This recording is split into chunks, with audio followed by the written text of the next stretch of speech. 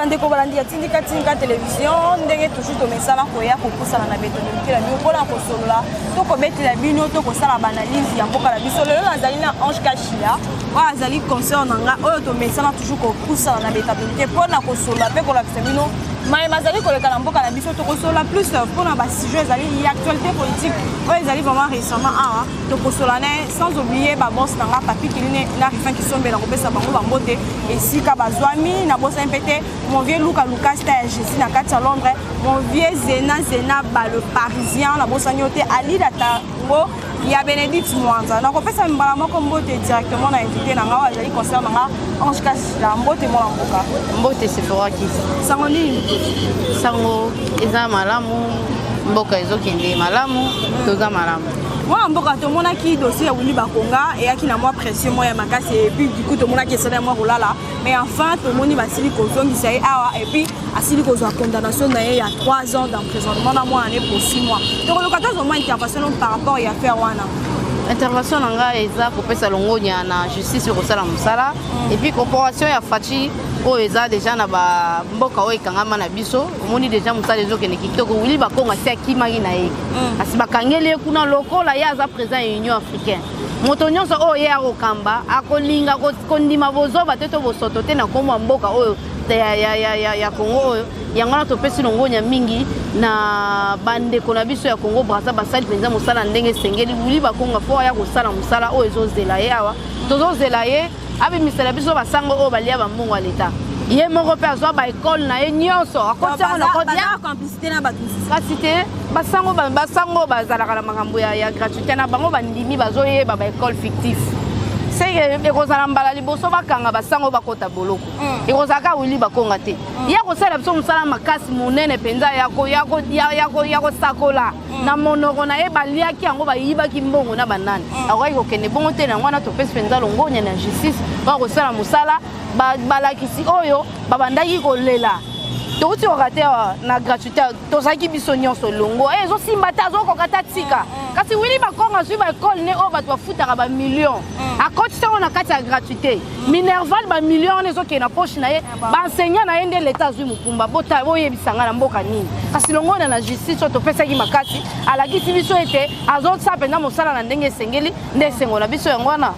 mais bandeko mosusu babi 3 ans na vraiment eza vraiment bien te eza moke mpo na ye il fallait azwa même plus que 3 ans. Depuis que tu as la carte de justice, c'est tant que ceux qui ont pendant tout la poste à réclamer. Il fallait bien sauver la justice. Ceux qui justice c'est ça le salaire les hommes salaire n'enga on le va soutenir. Puis tu as la kaka bazuzi bakata makambo ba si bakati bangonde baza justice. Ngana on va changer le route. Bon to bande roloba Willy Bakonga yibi nana kanga Willy Bakonga. Bon bande la carte justice le lot tanga kosala musala na e bolobi ka sali mabe. Ndeko asa bango basali musala biso ngala sana na maîtrise wana te na bato bazana misala nde basali musala Willy Bakonga kangami o bapesi etumbo bapesi selon ndenge bango bayebeli makambo ndenge esalela tomoni pe na ngambu ya este ndenge baguerre ezali ko continuer toujours tomona ki tata ekolo ndenge alobaki ke ekosenga yemo ke apusana na ngambu ya este pour que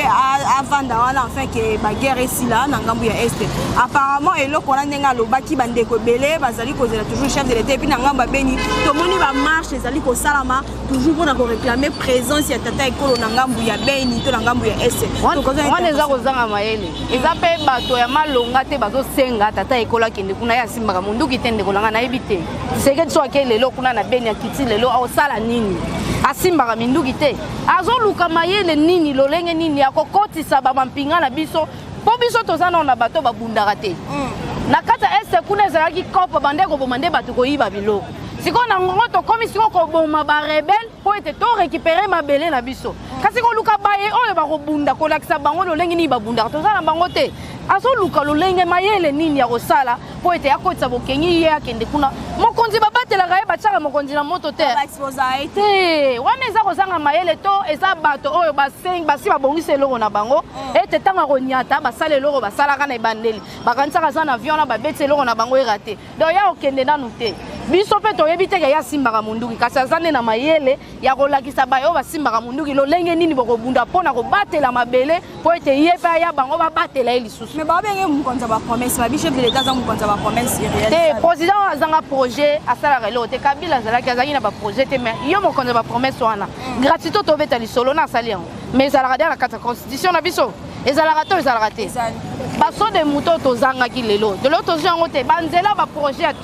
chilejelo tozwi yango te masango bato baleli awa ekufi ebebi mpona nini ministre incapable tozalaki na idée kosala masango biso moko semule eutaka rwanda eutaka na bafrontiere nde ekotaka epa na biso lelo mwa moke azosala wana ekosala biso mpasi te moto nyonso kolinga ye te ekozala na ndambo mpe bakando boya oyo bakando opesa makasi po asala koleka Moi, mboka tomoni gouvernement ya union sacrée, tomoni ba remise reprise et salami déjà. To kolkota seulement intervention parce que tomoni peuple congolais, to pe bandeko, bazali kozela, to bazali ko s'attendre, tomoni gouvernement parce que pe no ba apprécier yango. Mais bazali kozela eloko ya mama longa, ya butso na mboka na par rapport ya nouveau gouvernement. Mama loba par rapport ya ba remise reprise et puis nouveau gouvernement. Nouveau gouvernement to ebete bazana kasi ya bobangi bibeko. Mama te bango nyonso bamoni baye o baye liboso ba kulutu atako ba misusu bazaka ba kulutu na bango te kasi bao bazwaki ebonga liboso na bango mingi basi bakei boloko kasi bango pe soki basali mosala na ndenge esengeli bakozala mosika boloko baye te biso bayimboka tozozela bango bazana mosala munene sama pe asi akoti na mayele tata ekolo alobia alaki tata ekolo lokola tata ekolo azana bosenga bokengi ekota na ngambo ya este akobundana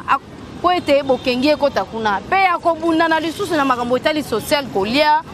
nde esika ete ye mpenza kofandisa mayele na ye po te bayimboka babika mpenza na kimia gouvernement oyo tozolika atako ekosala 100% te kasi mwa mibale misato oyo tata ekolo pasi asaleli biso esungi biso tokopesa bino ndakisa monene tokendaka mosika te kaka bakelasi bakelasi ebele bato banda kofuta ba 300 ba 200 lelo ba 300 efandi na bapoche ekei lelo te atako bamisusu bayibaki yango kasi esungi na baye oyo mpenza bazalaki na eloko ya kosala te na bana oyo bayebaka teke bakozonga sous classe kasi bazongi lelo tozosenga na gouvernement na ata ya 100% te kasi abunda alakisa biso ete aza pe na posa mpenza ekosalela mboka eloko tokozela bomoni ya biloko ekomata yango moko kaka dollar esi efandaki nango esika efandaki kasi biloko ezomata mikolo nyonso tozoyeba te mpona nini ezosala maboye dollar ekita babaki après gouvernement nyonso ekokoya ti sikoyo ekokoya nango tata ekolo ntango azozwa mokani ya kolongola na gouverneur ya banke alongola no po ye moko ayebi makambo asalaka po ete makambo boye ekomelaka biso alongoyi gouverneur ya banke gouverneur asingako akoya akoluka asala mosala elongo na sama pamba te oyo aza wana kosala mpenza mosala elongo na sama te pamba te aza moto oyo bayaki na ye koya mpona bamakambo moko ya bato mpona kofuta banyongo pamba te kala ezalaki mpona opesa moto ebonga mpo moto asalelaka eloko moko boye efuti ye ezwa ministère boye yango mona mpe baministère ebotama ebele kasi yango wana tokosenga na tata ekolo alukela biso moto oyo omoni na gouvernement esama oyo abundi mpenza kopesa bibonga na baye oyo mpenza basengeli kozwa bibonga wana basengeli kozwa bibonga na kasi tozosenga mpe gouverneur ya banke azala moto atangi mpenza makambo etali ekonomi makambo etali mpenza makambo ya mbongo po ete asunga biso asunga ekolo kozwa moto kotia moto ayebi makambo wana te bando olekele kaka na misu dollar ezokende ezomata ye azoyeba te ezomatela wapi ezokitela wapi me nayokaki mpe papa ndeko moko kosalisa bambongo ekomi kosalama misusu kasi yango tozoloba ebele tozoyoka lokola ezozala mpenza na bilemo te kasi mai eninganaka pamba te lokola ekoningana boye tozosengaka na tata ekolo mpenza asala maso alongola nanu gouverneur ya banke aumeli alongola ye nanu batya ya sika basangana na sama bapesa biso mpenza eyano moko ya mwa malonga pamba te soki alongwe moto oyo akozala mpenza na mayele akosalela mbongo tokomona tobanda obika na kimia epi mbongo ekofanda mpe na kimia nyonso kasi soki otie deja moto oyo azalaka deja na ekiri na ye ayebi deja ke fo asala boye ayebi deja ndenge nini akonyokola bayimboka ekozala mpasi pamba te na kala ntango Tshisekedi abandaki kozwa ebonga ya premier ministre wana babandaki kotuna o Mobutu abandaki koloba te kaka bayoki kaka kombo ya pamba boye dollar ekiti na ndenge asolo na ndenge alokuta te epona nde bandaki kosala mabongo kasi na ngongo oyo toyebi basi bayebi deja stratégie nini ya kokoinse bato po ete mbongo emata fo tosala boye po ete biloko emata tosala boye kasi tozosenga na baye oyo bazwi bibonga wana batambola bazala na bato na bango sur terrain bayeba eloko nini ezosala biloko emata biloko mosusu ebunga tomoni Albert Yumba mpe basili kotia ye lokola principal signataire ya bacontrat ya bavente ya bacar minière. Bacaré minière plutôt. Tu n'as pas sur la intervention par rapport à faire. Comment on comme ça, bien ça, on fera quand on va là. Bon, on appelle Robert Sapé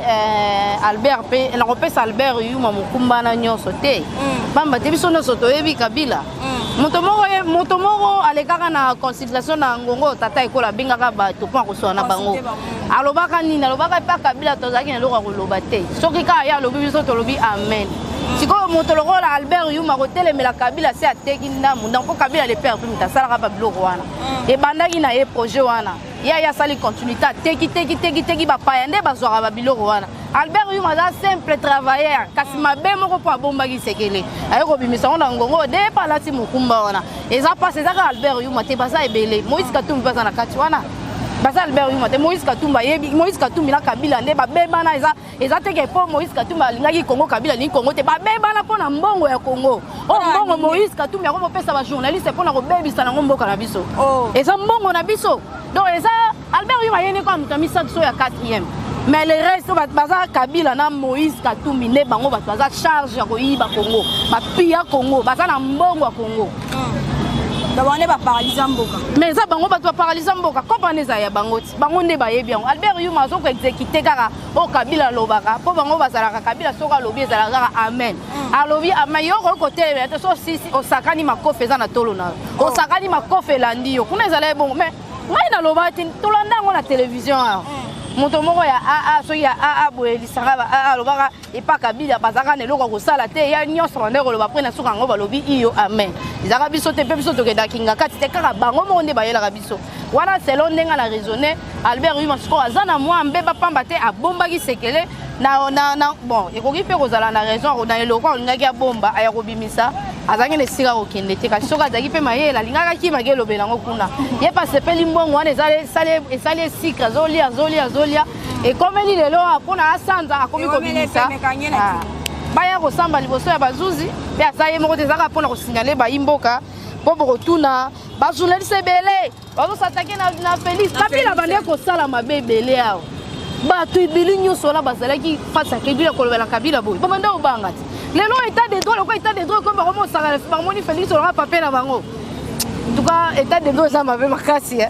et ça m'avait to moni budget en mboka na biso ezali komatate to éviter peut-être to non ndenge gouvernement o ndenge ezali ko mema biso parce que to moni bato bazali ko détourner ba mbongo ezali likolo même ya budget en mboka et puis ba mbongo ngo bazali ko détourner to éviter ba mbongo ngo aya bazozwa kango to batongo bazali ko zongisaka donc to zo baté parce que budget en mboka ezo matate ezaka ka c'est na montant ezali bon wana budget pour matembo ka izosenga ba volonté pe biso mo ba politicien et justice pe côté wana bon na ko pesa pe sécurité pe faute te pa maté et ça penda loko sika pona ko sala penda ko sécuriser ba miibo ba yiba kala pona ba kima bango bazana ba stratégie belé ya ko kima la ba mbongo wana bazana ba stratégie belé ya ko bomba mbongo muyibi bango ba ko kunda mbongo boya chepe ka o e bateka kundi mbongo wana siko wana ekokoma sikoyo il y a ko changer yango lo na lobaki ko zonsa mukumba ya gouverneur à banque po ya oyeba yeso ki asa koti wana bayo bazala pas ba yeba ba technique la bango lolenge nini ya ko casser ba miyibi ya bongo et biso to ba technique wana te en plus muto aza muto oyo ayaka na bango na bato ba yiba ka ensemble wana ozomona ezo sala moi passe ezo sala moi passe quand ozo senga ka justice à l'embate pe sécurité bon renforcer o ezo senga ke ba pesa bino bisaleli ya musala bo senga te nyongo facha kota taba nyongo po ete akokisela bino bisaleli talibezate pro bande konde bazo bimaka ba entrer au moins sécurité za nango kasi bisaleli nde ya kosala mwana mboka ba belela moyibie soki roulage za na moto te moya ko makuna ekozana mwa pastia ko makuna ko katisa kasi soki basombi moto akokumzwaka na moto ne tukutuku mbango akei ata ba frontière na biso mwana tozande na bisaleli te pamba te na poto soki bazolukisa moto eza pasi po moto akima omo mutabata mabima lisusu te kanenge biso to kobima boye eza pasi ba sécurité kozala nango kasi ba renforcer les bango nde bisaleli ba pareil okoki ko détecter oza eloko boye aso ba déjà que mbongo boye po bango so balobi ke na poto so balobi ke mbongo boye bima te akozwa ka pareil mo ba régler ngo na ti tango betoka ye ta moyen osala entre mais ate ba déjà awa c'est que le réseau contrôler ni les mais biso awa ezate oleka na beach oyeba te uli bakonga oyeba te nani ti akadi sa ko la beach kuna bake bakangeli na ngwana mboka na biso ezalo kwa to bandeli ya zéro to bandeli mboka sika tozo singa na tata ekolo alemba te bato ba journaliste o ba futa bango mbongo po ba lembisa ma peka alemba te et puis Moïse akozala na candidat te azala pe na ba problème de justice na zo ba te bato bazo mona passe ko komela ngai mama Ange tala bazo fika fati poka Moïse po mona na bino passe te facha ko longwa président te akolongwa ka président ka ne mutu alobi so Peter Chania ye alobi facha sali bonda longo président e ko sila te akosala oyo nkolo atindia sana mokili aza mutu moko tokolo ba pe azape aza sainte azala mabene na malamu kasi bola munele ki mwa mingi na ngonga muke na 2 ans c'est sali makambo belé siko na 2 ans na balingi basala oyo Kabila bebisa pendant 18 ans na 20 ans balingi facha sala ngona 2 ans wana eza mutema mabe voilà penza eza mutema mabe mandeko na ba journaliste malgré besoin ba 9 millions de dollars au Moïse opesa bino mbongo na biso moko nde ezo manipuler bino bongo ezo sala biso passe biso ba journaliste to kende ko dénoncer bato o baso bebisa bazo piller mboka o ezo mona za incompétent na musala na de biso musala na biso bino bozo kende ka epai mutu o ezo luka so bunda na lolenge ni ya kotia kimia to ko pesa solution na kati ya mboka bino bokomi bobundisa biso na limite ke ye pa olemba pamba te ye moko pasi ayebi ke eza na bato nyonso bakolinganga te ndambo bakolinganga nda mususu bakoboya kasi ndambo bakoboya ekofingo bakofinga ye kopesa esu makasi lisusu po asala koleka moi mboka tokomi bakokoma na sika émission na biso tomonaki na ngambu ya este tomoni tata ekolo asili koloba ete bandeko ya este to bandeko ya babeni bakondane bayimboka to bato ya MONUSCO te parce que ezali bango ti mutu bazali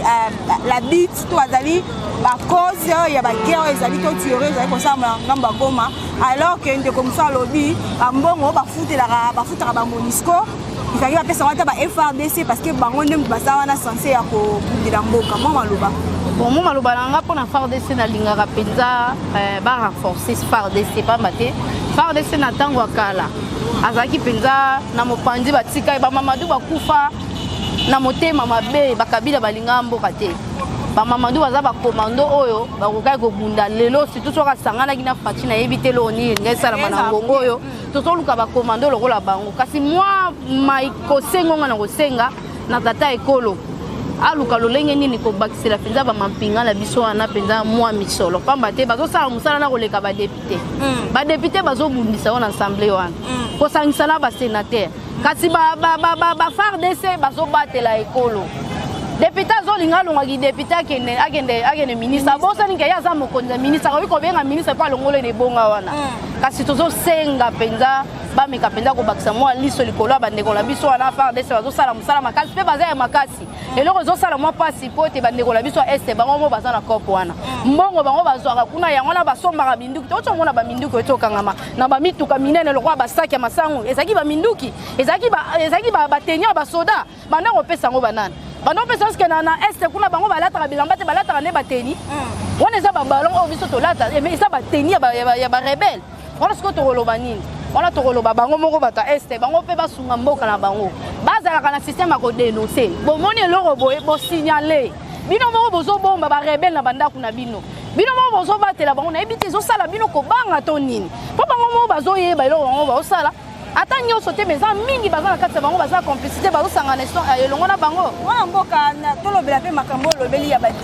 député to moni ba député ya mboka na biso tozo bate ozali déjà député kolonga député olingiso comme ministre tozo comprendre te politique ya mboka ngo ezaka plus ya intérêt ou toni mwa mboka bon wana siko to retourna ba député so yo ngo balinga ko zala ba député pona nini pamba te bon eza be faute na bango te to ko bangi déjà na ngong na eleko moko pozwa mbongo fo ya na politique yango tokomaki tosombi tobimisi toteki bamapango na biso naza ka député ofuti bato sombali bamama mapa babassin ozoli bango bamapa opesi bango bamaputa mpo bavote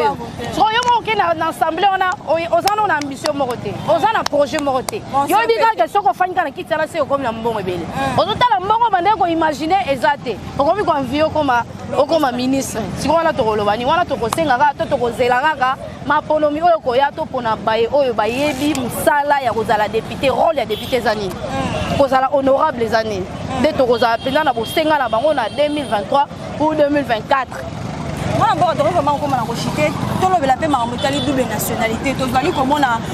ba kondito ba to bazali ko konzato ko gouverner mboka oyo ebele bazali na ba double nationalité affaire ya ba double nationalité wana ezali ko sala moi bien te bande ko belé pena bazali na posa ko ba beta c'était pour na marambo etali ba double nationalité ndeko makambo oyo ebimi nango ka sikoyo mais bandakala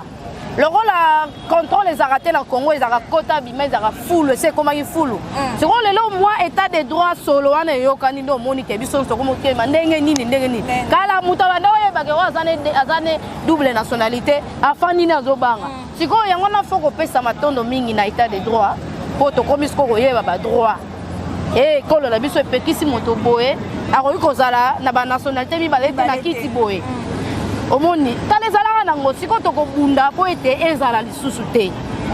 soki barondimango bandimango na ensemble basali mobeko kati soki mobeko zopekisa kaka bakoba kaka na mobeko na baboye yango tina suka ezali nango bandaka siko lokwa si poto se kota eye kosutuka na ngonga moko état de droit omoni siko tomimoni ke toyaki na kati ya salite toyaki na kati ya bosoto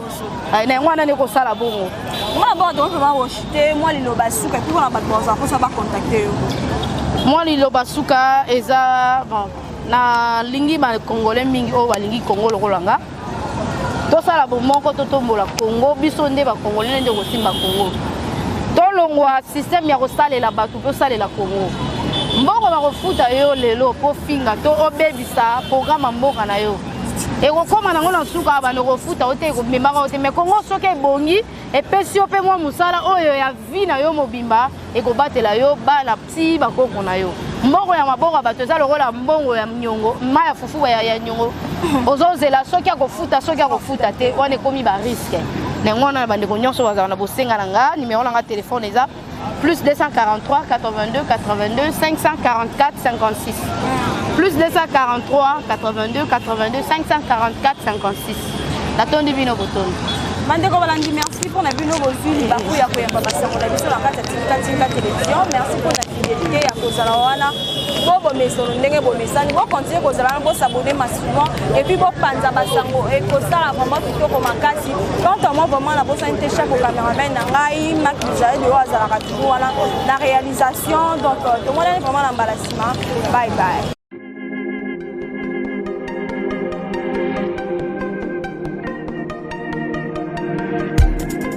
Après 25 ans d'expérience, eh oui, de 1995 jusqu'à ce jour,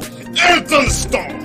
l'unique shop congolais de Londres, la Grande-Bretagne, où il à Londres, et ça la fierté à la communauté nabiso, et surtout, il y a un homme d'affaires congolais sérieux dans la diaspora.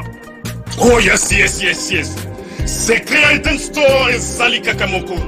le sérieux, à quel na service qui toko na ba client na yé. Avec ma produit où il y a première classe, il y a qualité supérieure. Oh, il y a ma bombe à Eden Store. Oh yes, mon climat bimbe yeba. Ma maman à Londres va confirmer. Eden Store, c'est le perso des produits cosmétiques. Il y a solo produits originaux. Et yes, les alipes perso, il y a produits alimentaires, naturels et organiques. Au travers de nos produits cosmétiques, Eden Store détient le secret. Secret ya solo, où ya poso ya maman moi c'est qui toko. Poso ya moi so penza basali kolula, poso ya moi so mobala kotala ya lembate. Poso so ko tamboli masanga sima. Eh oui, yango ne ba produit zote kama na kati Eden Store. Na ba produit alimentaire, où ya Eden Store, yango de secret ya cuisine ya maman congolaise. Eh oui, nyonso ko so penza mobali na yo ezali. Pondu, matembele, ngai, ndole, fumbwa, ndunda, bilembwe, oyo nyonso penza, oyo kobonga pona cuisine na ezali. Oh yes, yes, yes. Olingi mobali na yo asepela na yo libela na libela. Olingi mobali na yo atala kayo lokola mwasi azali kolula sika. Oh yes. Olingi mobali na si sabilo kono sotela kaye na mesa. Secret zali kaka moko. Eden Store.